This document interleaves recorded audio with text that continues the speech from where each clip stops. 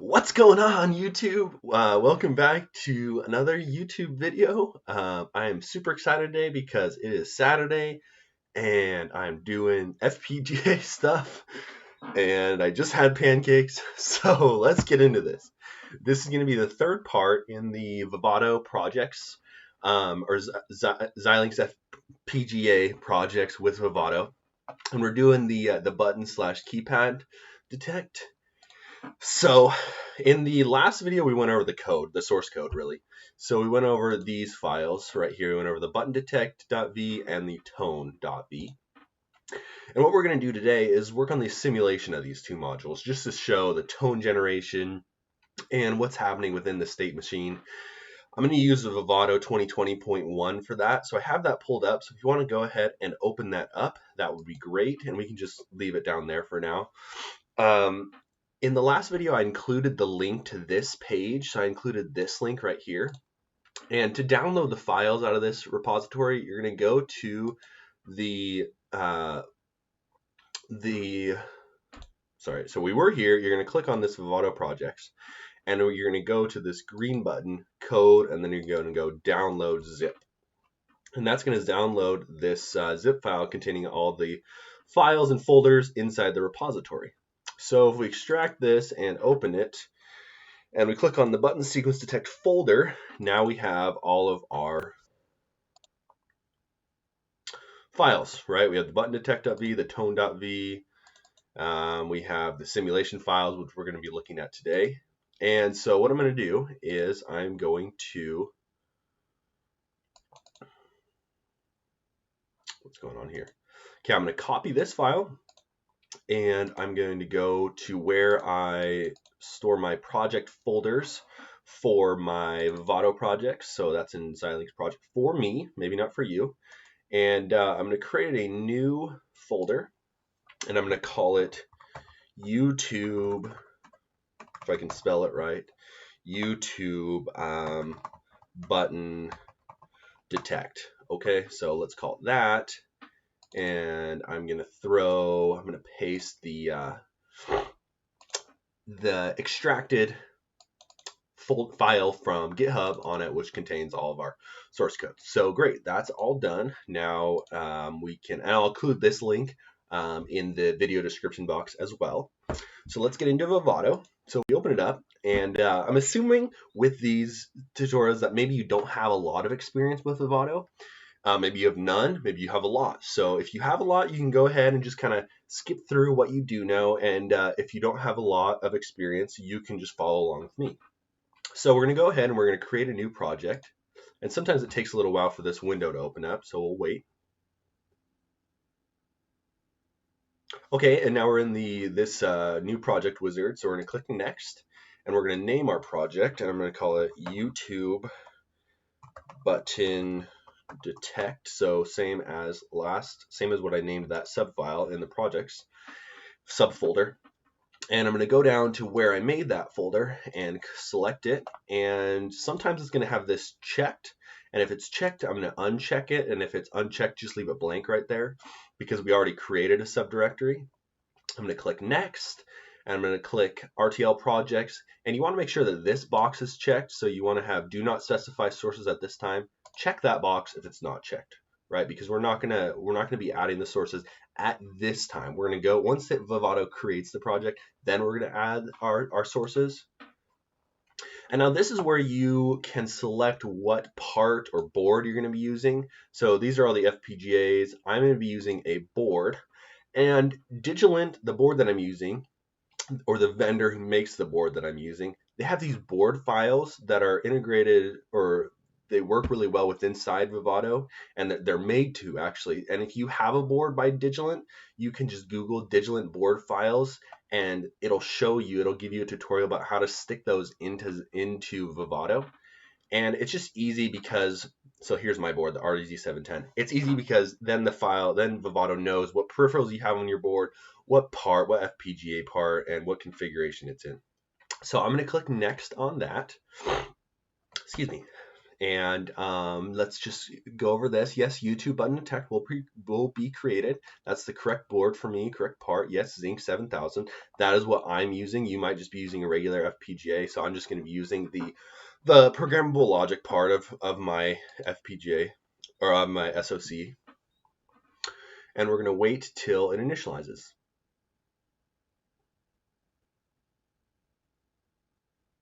Okay, so now everything's done and updated. We're going to click on this plus button up here in the sources, and we're going to go to add or create design sources. Okay, so this is going to be our RGL code that we're going to add and we're going to synthesize and implement in our project that we're doing. Okay, so click next, and we're going to click add files because we already have the file downloaded from GitHub, and we're going to look in. So here's the folder that we created, and see here's our extracted file from GitHub, and here's the folder button sequence detect of the project. If we go to source, then we have tone.v. We're going to look at the tone module first. So click on that one, click OK, and click finish.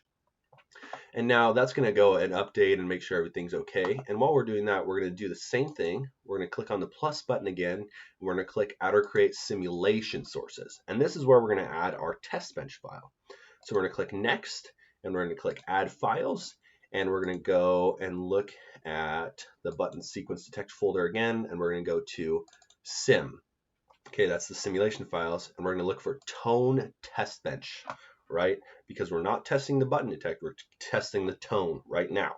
Okay, so click on OK and click on finish, and we're going to let everything update.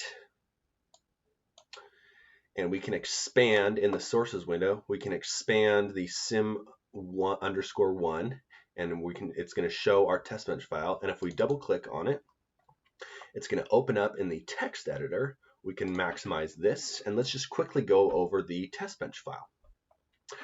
So our testbench file, so same timescale as the tone module, obviously. We have a couple registers that we're going to use to manipulate the inputs on the unit under test, which is the tone module, right? So we have clock, enable 392, enable 110, and these two we're simulating that it's coming from the higher level module, the button detect that we talked about last time. So we're simulating that these are coming from them. The clock is going to both modules, and then the tone out is going from the tone module, and that's going to go into the that's going to go back into the button detect module, which is acting as our top module. Here I have the clock, so always #4. If you don't know what this #4 means, that means that 4 units of this first timescale number up here, so 4 times 1 nanosecond is 4 nanoseconds. So every 4 nanoseconds, toggle the clock. And since the clock is a 1-bit quantity, right, the register, it's not 2 down to 0, which would mean it would be a 3-bit quantity, right? It's just a 1-bit quantity. Let's say that real quick. It only has 2 possible values, 0 and 1. So we're toggling it, so it means it's going from 0 to 1, which means it has an 8 nanosecond period or 125 megahertz. That's my system clock on my board. I'm just going to be using that. I'm not going to be using any PLLs or anything like that to create a different clock signal. So if you have a different clock, you might need to, let's see here. I think everything should be still okay because I don't think I have too many clock processes. Oh well, I guess you would need to change some stuff in the tone unit under test, because that goes off counters to generate the tones.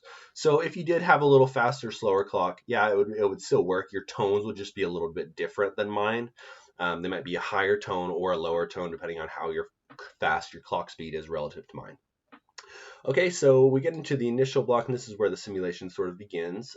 These 2 lines are for a different simulator, so you can ignore those comments.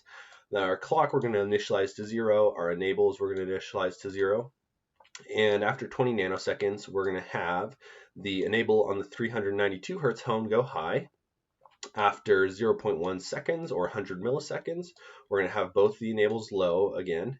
After another 100 milliseconds, we're going to have the 110 enable go high, and then we're going to finish after another 100 milliseconds, and that's where I have this $ finish. That's important, end and end module. Okay, so that is the test bench, a brief go over of it. We're going to minimize this, okie dokie. So we're still in the project manager right here. And if we go over to the left-hand side, yes, get my left and right mixed up sometimes. We're going to go down to simulation. We're going to click run simulation, and we're going to click run behavioral simulation. Okay, so once this gets up and running, it's going to run just based on the test bench, it's going to run behavioral simulation of our module tone. Okay.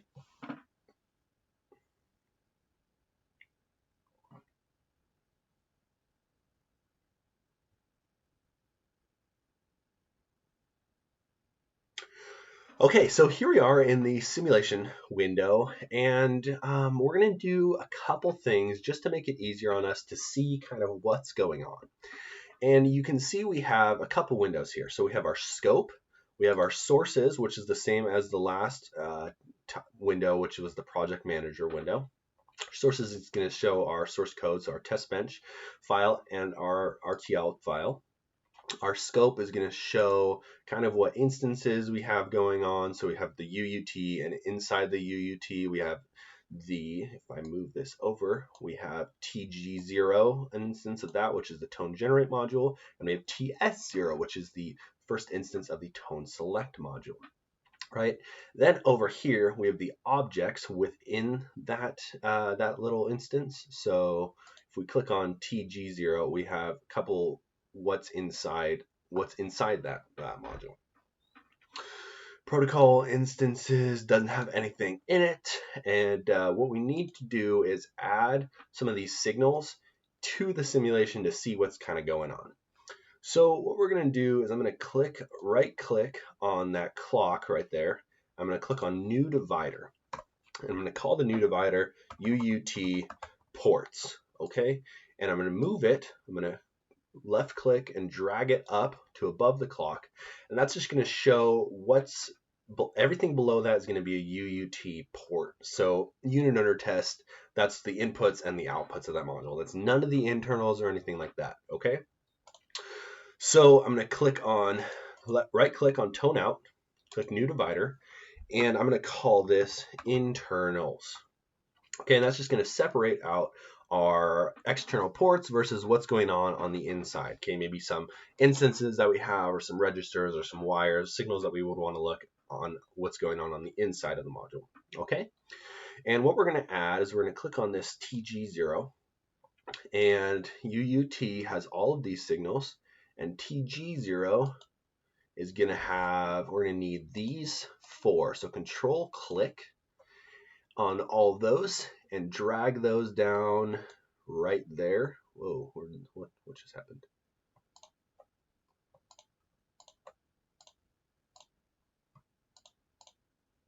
And make sure you do it how you're supposed to do it. There we go. Okay, so internals, and then I'm going to left click on the internals, and I'm going to click new group, which is not what I meant to do. There we go. Move that back up there. New group, and let's rename that to, this is TG0, indicating that's tone generate instance 0. And I suppose I should move all of these into TG0 just to show that these are coming out of TG0. Okay, and then now we're going to close or minimize that, and we're going to right click on TG0 again, click on new group. We're going to move that below. Oops. No, I don't want to do that. Move that above. There we go. Okay, so now we have 2 groups right here. Rename this one, and we're going to rename that one to the second instance that's inside our UUT, TS0. TS0, indicating tone select 0. Okay, we're going to expand TS0. Click on TS0 in the scope and add all of these. Actually, we're not going to add the enables because we already have those. You can see them right here in the UUT port. So we're just going to add input 392 and tone out right there. Boom. Okay, so now those are in our TS0. We're going to expand TG0. And since we added all these signals, right? We're going to have to restart the simulation. Okay, so there's two really buttons. You can relaunch the simulation. That would be like if you changed your code. And since we didn't change our code, all we did was add signals to the simulation. We don't want to do that. And we want to restart the simulation. So it's this little button right here. What would happen if we pressed run simulation right now is if I maximize this, we'd only get these signals, these first four signals, and then the tone out right here, because that's what were the UUT ports. So if we click the restart and we restore this, then what we're going to do is now it's going to simulate all these other signals that we stuck in here. We're going to press the run button, run all. And this is going to take a little bit of time, so sit back, relax, grab a soda or something, and just wait for a little bit.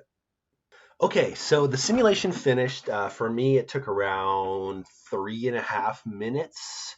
So not super quick, but definitely not slow at all. And once it finishes, you're going to see it go back to this, and it's not going to show the simulation, those signals and stuff anymore. You can just go up here to the top in this right-hand side window if you haven't configured the way I do, Vivado. And you can click on this Untitled 1 tab, and we're going to go ahead and maximize that. And then we can go to this button right here, Zoom Fit, and that's going to fill the screen with all of our signals.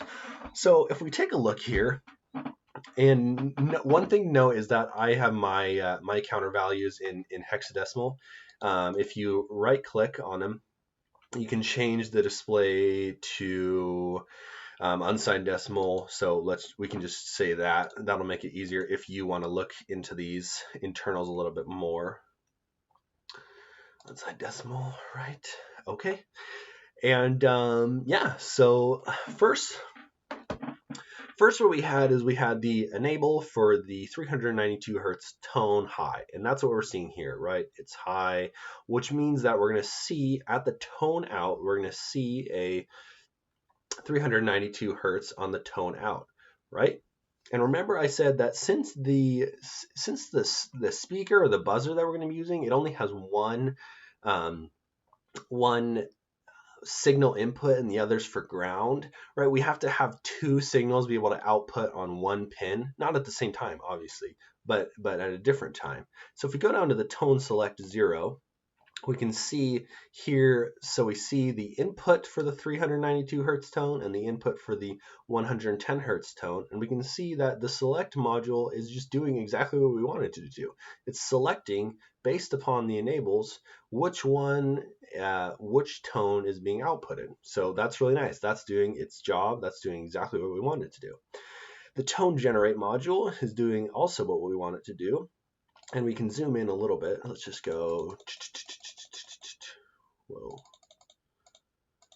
So if we start at this low edge, because I think it's starting low, we can see that the counter 392 is at 0. Okay, and if we go to the rising edge, or 1/2 of the period of the 392, we're going to get the counter as 159,428. And if we go to click on the left hand side and click on the sources, we're going to click this, double click this tone. I'm going to go down to the tone generate. And what we're looking for is this number, and that's what's matching that. So after that number, it goes high. So we can look at, so after that number, let's just say like something like, we'll move it a little bit over. So 163,943, right? That's larger than the 159,428. And so it should be a 1. And that's what we're seeing exactly in the output 392, right? We're seeing a 1 after that. Okay, and then once the counter resets to 0, so the counter 392, that's what we're looking at. Once it resets to 0, then the out 392 goes back to 0. And so let's just verify that this is actually a 392 hertz wave. So we're going to go one period. So we'll start here. So we have 25, and I have a calculator right by me. So I have 25. I'm looking at this top yellow piece right here, 25.508652. 0.508652 milliseconds minus And we're going to see what this part is on this falling edge right here, because that's going to go one period. 22.957788. 22.957788 milliseconds. And that's going to be 2.550864 milliseconds, right? And if I take the inverse of that, I get 392.02 hertz. Okay, so that is perfect. And if you want to verify, I'm going to go and click the zoom fit again. If you want to verify that with the 110 hertz, you can totally go ahead and do that. I would actually recommend it. And if we go up here to our UUT ports, we can just see everything's working perfectly. Okay, if the enable 392 is high, we get the tone out. And if the enable 1110 is high, we get the 110 hertz tone out. So that is awesome. Now you can go ahead and you can save this waveform. If you go up here, you can save the waveform configuration file. I'm not going to because I already have a copy of it, but if you want to go back and look at it, totally fine. It'll save all your dividers and your groups and things like that. So that's pretty nice. But what we're going to do is we're going to go ahead and close down the simulation. Click OK. And I'm going to discard that because I don't want to save it. And what we have to do now is we have to simulate the button detect module, right? All we did was simulate the tone module. So I'm going to go up here and I'm going to maximize the sources window for a sec. Now, if we have two testbench files in here, the simulator is not going to know which one to use. So we have to do this thing called disabling some of the files for simulation. So I'm going to right click on the tone testbench and I'm going to go disable file. Okay, so what's that going to do is it's going to keep the file in our design sources, but it's not going to allow the simulator to use that as our test bench. Okay, I'm also going to disable the tone. I'm not going to disable that, sorry. I'm going to go up here, I'm going to add sources, and I'm going to click on add design sources, and this is where we're going to add the button detect module, not the simulation file, just the regular RCI module. Click on add files, and I'm going to look in the source folder. I'm going to click on button detect, click on OK, click finish. Okay, and that should update fine. Now I'm going to go to add simulation sources and I'm going to add the test bench for the button detect. I'm going to click add files, look in sim and button detect, boom, underscore test bench, yes, finish, okie dokie. And let's see if it updates okay. And before, what I said is I didn't disable this tone module because that's actually instantiated inside the button detect. So if I had disabled that, there would be nothing to reference that module to it. I'd get a simulation error. So yes, so now that everything's updated okay, we have our button detect is acting as our top module in the simulation. And if we expand this, the unit under test is going to be the button detect, which is the source file right here. So I'm sorry, the button detect underscore test bench, that's acting as our top file in the simulation, and the UUT is the button underscore detect with the tone 0 instance inside of it. So I can minimize this guy. Yes, go away. And what I'm going to do is click run simulation. Oh, well, first, actually, we have to talk about the button detect. So I'm going to close these two in the text editor, tone test bench, and I'm going to close tone.v. And I'm going to double click on button detect in the design sources, and I'm going to double click on button detect test bench in the simulation sources. And I'm going to maximize this. Okie dokie. So same setup as last time, 125 megahertz clock. We have 4 buttons, active low reset. We have an enter button.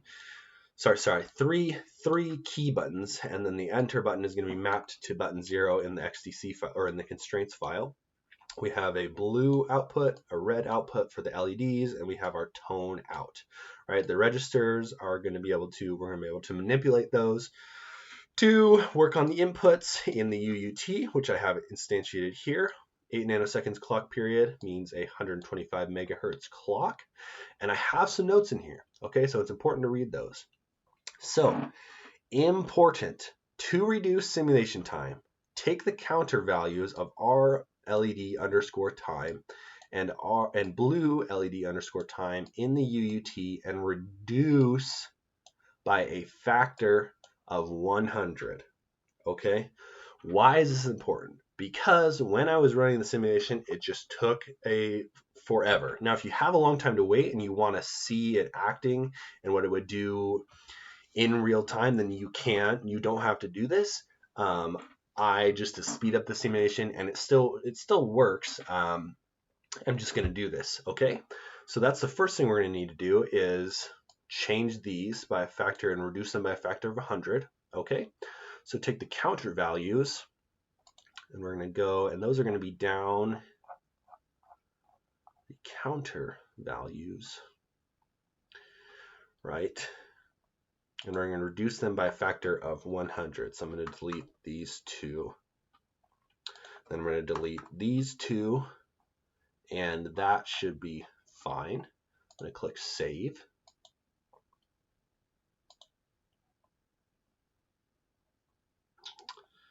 And what else do we have to do?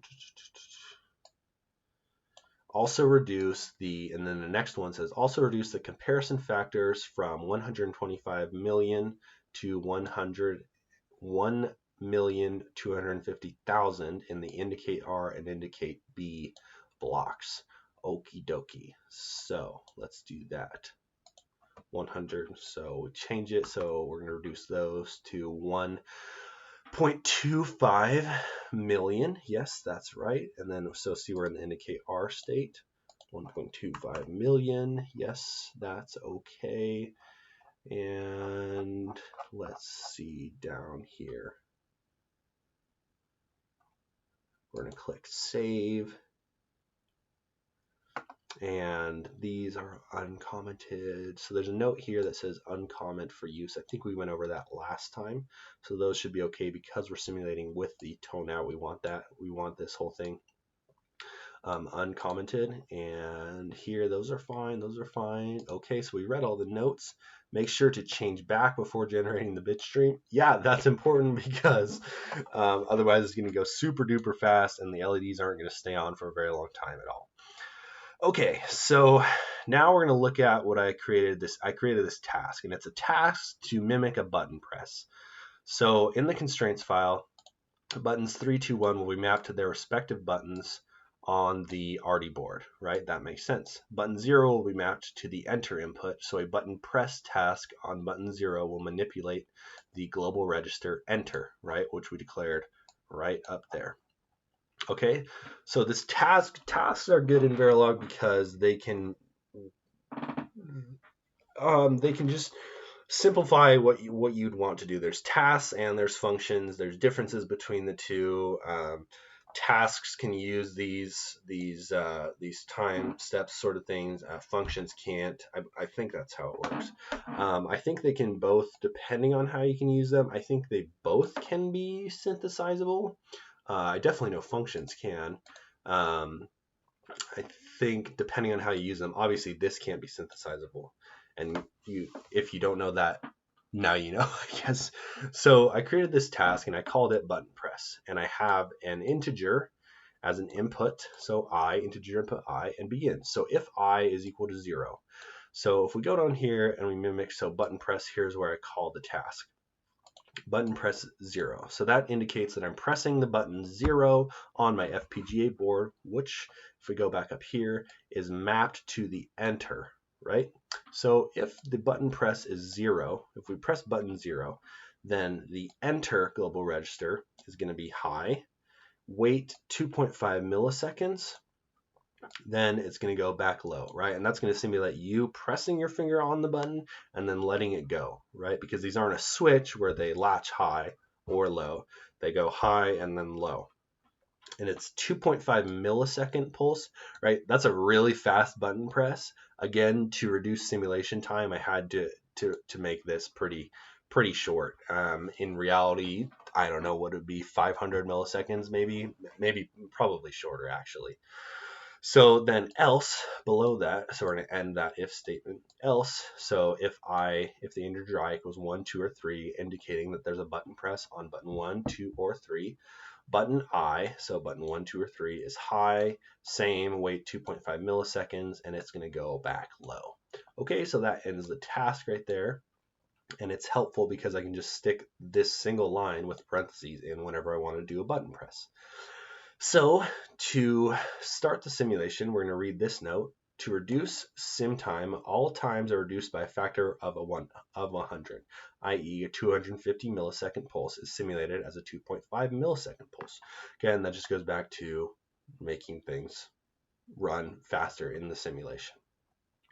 So to begin, our clock is going to be 0. Our 3 input buttons are going to be 0. Our clear is low, and that means it's active, right? So we should be in the reset state to begin with, and our enter is going to be 0. We're going to wait 50 milliseconds, and then we're going to have our clear go high, which enables the startup of the state machine because it's active low. We're going to wait 800 milliseconds, and we're going to try to input the correct sequence. Right? If we go up, the correct sequence is button 2, button 3, button 1, and then button 3. So what we're going to do is button press 2, button press 3, button press 1, button press 3. Okay? And we're going to wait a little bit of time in between each of these presses. Then we're going to press button 0, which mimics pressing the enter button. And if it's correct, the blue LED should be high, and we should get a tone output of 392 Hertz. So we're going to wait for a little bit, then we're going to go reset, and then we're going to remove the reset, and the reset's a switch in this case, so it does latch. Not latch in the sense of a latch digital logic, but it stays at low or it stays at high. Then we're going to do that, wait a little bit more time, and we're going to input a correct sequence, and we're going to see if the red output LED is high. So we're going to button press 3, 3, 2, 1. Okay, then we're going to enter it, and obviously this is the incorrect sequence, so red should be high, and we should get the error tone of 110 Hertz. Okay, go back to reset so we can enter another sequence, and then go back high again. We're going to input another correct sequence just to make sure that the reset's working okay. So 2, 3, 1, 3, press the enter, boom, wait a little bit. And now we're going to check the clear part way through the sequence just to make sure that if we entered an incorrect sequence and we realize it, then we can switch the clear and it's going to work and take us back to the reset state. So we button press 2, 3, then we're going to say, oh, wait, that's the wrong sequence, or we know we pressed the wrong button or something. So we're going to press the clear switch and the state should go back to reset. Okay, that was a lot of information. If you want to pause the video at this time and read through it again, you can. I'm going to go ahead and I'm going to minimize this, and I'm going to go ahead and run behavioral simulation. Okie dokie. So now that this is all pulled up, we're going to have to go through and do the same thing that we did with the tone simulation. So we're going to create some new dividers. So right click, click new divider, and we're going to call this UUT ports because that's what we have in our scope right now, or in our waveform configuration thing up here. Right, and then we're going to right click on tone out, do a new divider, and we're going to call this internals. Boom. And if we click on the UUT in our scope, so let's see what we have. So everything below this tone out, we're going to stick in the internals. So control click to select all of these. Control click, click, click, click, click, click, click, and we're going to leave the got to. We're going to do yes. No, we're not going to do that. Put those right there. And below this, I'm going to create a new group, and I'm going to call this states. And that's going to include the states that we have, which is got to, 3. Nope, not these. Stop. Got to, 3. reset, got 231, got 2313, indicate blue, indicate red. That's just going to indicate what state that we are in. Okay, now collapse these states. And like I said, since these weren't in our simulation to begin with, we're going to have to go ahead and restart, not relaunch, but restart the simulation. Boom. And then we're going to press run all, or you can press F3 if you want to. And we're going to wait a little while. Okay, so finally the simulation is done. You can see down here that I actually added this state register down here from the UUT. I think I forgot to add that, and I deleted some of the other signals. So I hope I got you before you. I hope you watch this part before you do the simulation. If you do, if you don't, and you just hit run, then that's okay. You can, and if you watch this and it's still simulating, you can hit cancel, restart, or cancel, add this state register, and restart. If you don't, you can just watch this one, and I'm sorry. I'm going to go ahead and maximize this guy and click the zoom fit. And what I'm going to do is I'm going to expand these buttons right here, just so we can see kind of what's going on at the time. And looking back at this, I'm not sure why I quite added so much time between this. I think I added, yeah, this much time, which is a lot. I think that was left over from a previous when I was doing longer simulations. So feel free to reduce that amount of time. It'll probably reduce your simulation time as well, but mistakes are made. It's okay. Let's look at what we have going on here. So I'm going to zoom into this first little section, and this is the part where we enter the correct sequence. So by expanding these buttons, we can see what we're entering. So we're entering button 2, then we're entering button 3, then we're entering button 1, and then button 3. And let's go back and make sure we're in the right states. So to start off with, the clear is low, which means it's active, which means it should be in the reset state, which is state 0, which is awesome. That's exactly what we need. Then clear goes high. We're still in the reset state because we haven't received any button presses. Makes sense. Then once we receive a button press on number 2, we go into the state 1, which is the got 2 state. Press button 3, we move on to the next state. So got 2, 3, likewise, third state, got 2, or technically it's a fourth state, because 0 to 3, but state 3, got 2, 3, 1, because this is button 1 press, and then got 2, 3, 1, 3, right? And that's state 4. Now the next one should be the indicate R state, or indicate blue state, which if we go to here and we look at, because we entered the correct sequence, if we look at our local parameters, the indicate blue state, well, that is state 5, right? 1, 0, 1, and binary is 5. Sweet. That is exactly what we wanted. So what happens in state 5? Well, we click the enter button, and what that does is presses it lets let's see what's going on here, right? It puts the blue time enable high, and it puts the tone enable 392 hertz tone high, which enables the output of 392 hertz and also the output of the blue LED, right? Which is exactly what we want. So the blue LED highs, and this tone out 392 hertz tone we're going to output that. And that's awesome. And that's only going to last for a certain little tiny amount of time because we reduced it in our simulation. But in real life, that would last for 1 second. And so if we zoom out after we go through that, we wait a unnecessarily long time, and we get to the section where I put in the test bench to enter an incorrect sequence. And why it's important to do all these scenarios sort of in the test bench is it's just good practice. I went on some FPGA. I'm not an FPGA engineer at all.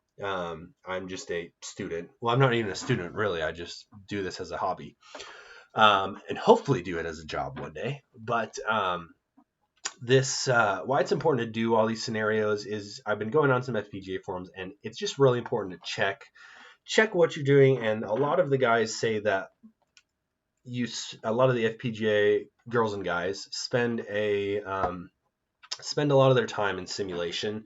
It seems is what they say, and it's important to do that because you have to simulate everything that is going to happen, right? You have to make sure that your modules are going to work correct in the real world. So in this, I took my sequence and I said, well, what's going to happen in the real world? Well, we can either input a correct sequence and press enter.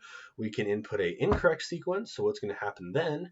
And then, well, what if we realize we're inputting the incorrect sequence and we want to fix it? And that's where this one comes in. So that's where we're inputting an incorrect sequence. And I guess this is technically the first 2 digits of the correct sequence, but it's the similar thing. Then we would, switch the clear low and start over again, right? And we have to make sure that that is how our module acts, or how our code acts.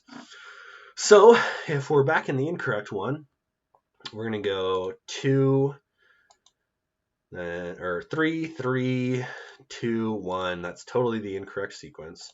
So we stay in reset right here. That's our state because we haven't received a 2 yet.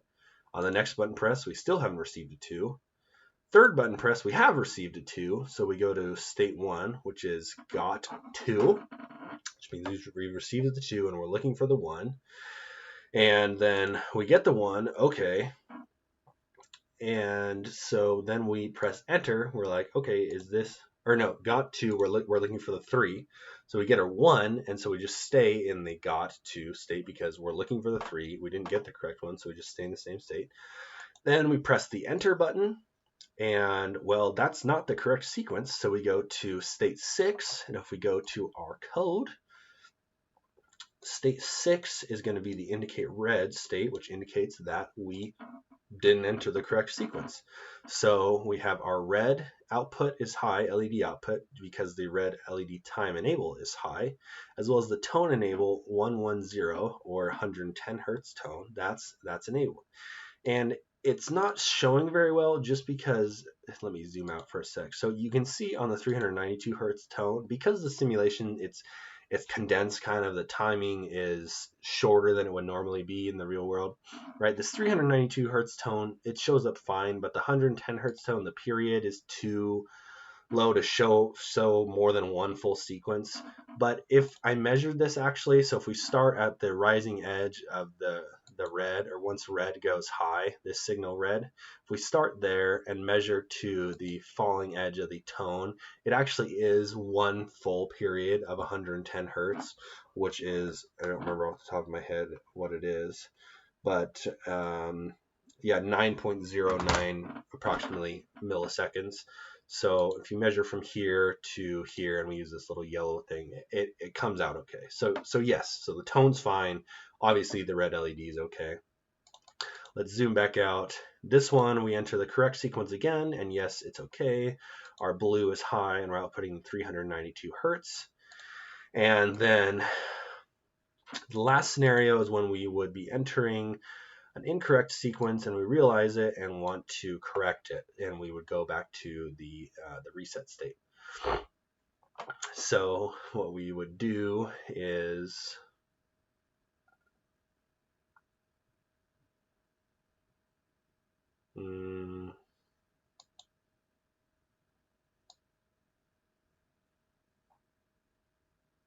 something's happening here, but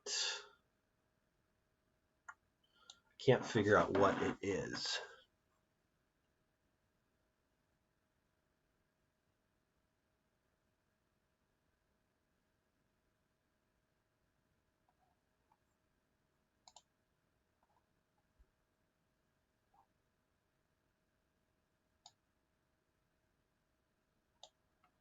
If we run it for a little while longer, maybe. No, it still stays in 2. What's happening there? Okay, well, I think what I found is a bug in my code, which is not great to find in the YouTube tutorials, but it just shows that I still have things to work on. When I implemented this on the or when I simulated it last time. So maybe there's a version of the code that I'm not sharing with you guys that I fixed. It was working in the last simulation, so maybe I did something that happened. But anyways, what's supposed to happen in this state is that we enter the incorrect sequence, and then clear goes low. And technically, maybe this is what's happening. It's really the first two correct parts of the sequences, so it's just staying, and then clear is going low. But no, clear should, if it goes low on the positive edge of the clock, the state should reset to 0. So, or the reset state. So obviously something's happening. It worked fine in my last version of the code, and it's not working in this one. Maybe I'll fix it. Considering I haven't fixed in the last one, just know that yes, bugs come up sometimes, even in the worst times, and I guess we'll just laugh at it. So yeah, what's supposed to happen is we enter the first two, or we enter a correct sequence, then we realize it, and so we press the clear switch, and that goes low. And then what's supposed to happen is the state right here is supposed to go back to 0. It's supposed to reset to 0, which it's not. It's staying in 2, and that's where the bug is at. So that is the simulation part. I'm sorry that took a long time. It's important to explain what's going on and just to simulate, like I said, as many scenarios that you can, or inputs or things that would go wrong, not just things that go right, in your simulation. And I hope that you understand this well. Again, if you have any questions, you can stick them in the comments box. And next time we're going to go over pin constraints and take a look at how to generate the Bitstream and put it down on our FPGA board. So thank you so much for watching. See you next time.